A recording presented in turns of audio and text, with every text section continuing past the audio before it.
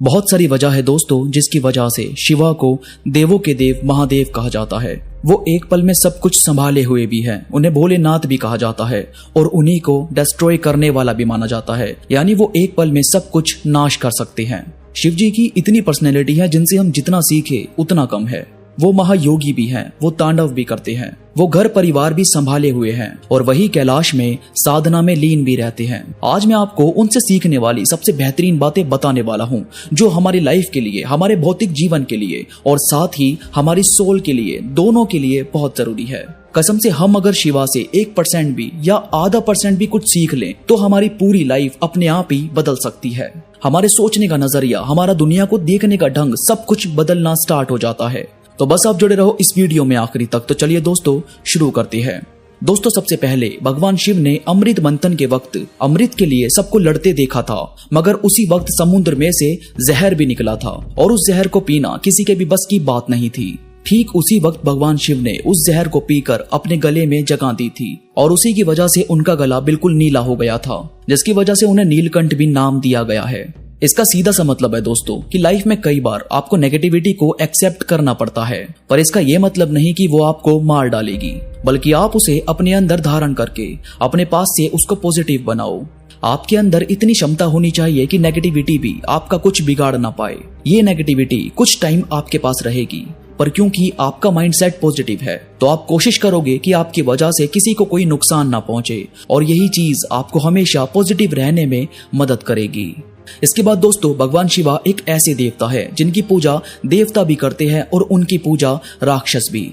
उन्हीं को मंदिरों में जगह दी गई है और उन्हीं को शमशान घाट में भी पूजा जाता है।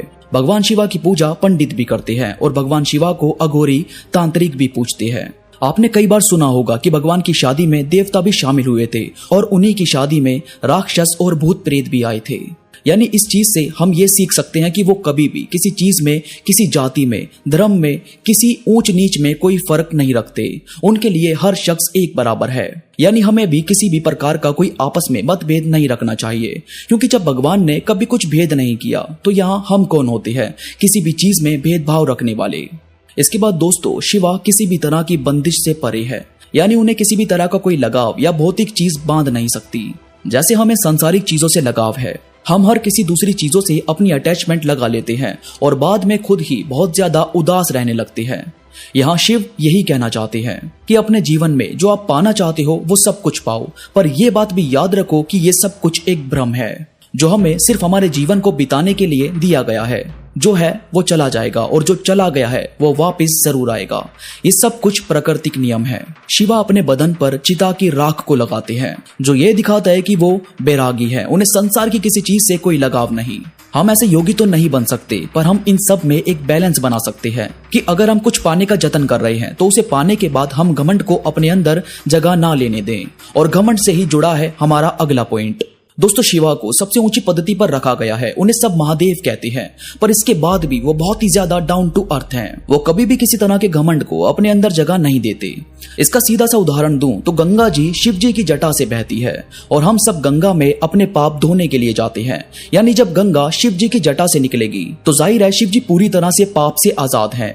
वो किसी तरह की हीन भावना खुद में नहीं लाते। उन्होंने तो रावण को भी अपनी सोने की लंका दे दी थी। उन्होंने ही बड़े बड़े राक्षस को ऐसे ऐसे वरदान दे दिए थे जिसका कई राक्षसों ने बहुत बुरा इस्तेमाल किया और देवताओं को इसका सामना करना पड़ा। पर शिव जी ने कभी किसी तरह की बुराई को कभी बर्दाश्त नहीं किया। उन्होंने रावण से प्रसन्न होकर उसे वरदान भी दिए थे और सोने की लंका भी। रावण से बड़ा भक्त उनका कोई और कभी हो ही नहीं सकता था, पर फिर भी जीत श्री राम की हुई थी, क्योंकि यहाँ बात चरित्र की थी और श्री राम का चरित्र साफ था।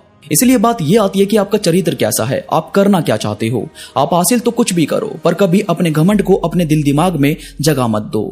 और दोस्तों सबसे आखिरी में आती है उनकी लॉयल्टी। सती जी के जाने पर शिव जी बहुत ही ज्यादा क्रोधित हुए थे। क्रोध वाला पॉइंट हम किसी और वीडियो में क्लियर करेंगे, पर आज बात यहाँ पर उनकी लॉयल्टी की है। सती जी के जाने के बाद उन्होंने कभी दूसरे विवाह के बारे में नहीं सोचा। उन्हें सती ही चाहिए थी, फिर चाहे वो कितनी भी प्रतीक्षा करें या चाहे कितने भी युग बीत जाएं। उन्होंने सती जी की भस्म को अपने शरीर पर लगाया और कहा कि सती को उनसे कभी कोई अलग नहीं कर सकता। शिवा को अर्धनारीश्वर भी कहते हैं, जिसमें उनका आधा शरीर मां पार्वती का है। उन्होंने कभी खुद को उनसे अलग नहीं समझा। आज की डेट में ऐसी लॉयल्टी बहुत कम देखने को मिलती है। हम यार जिसके भी साथ हैं एटलीस्ट उसकी रिस्पेक्ट तो कर ही सकते हैं। हमें ये चीज समझनी चाहिए कि दिल से खेलना कभी हमें सुकून नहीं देता। आपको किसी से रियल लव नहीं है तो आप उसे छुपाओ मत, जितना हो सके सच कहने की कोशिश करो। दोस्तों वीडियो में कोई भी बात आपको पसंद आई हो तो प्लीज लाइक करो और कमेंट्स में शिवजी से आप कौन सी बात सीखोगे और फॉलो करोगे मुझे जरूर बताओ। इसके साथ ही कमेंट्स में हर हर महादेव लिखना मत भूलना।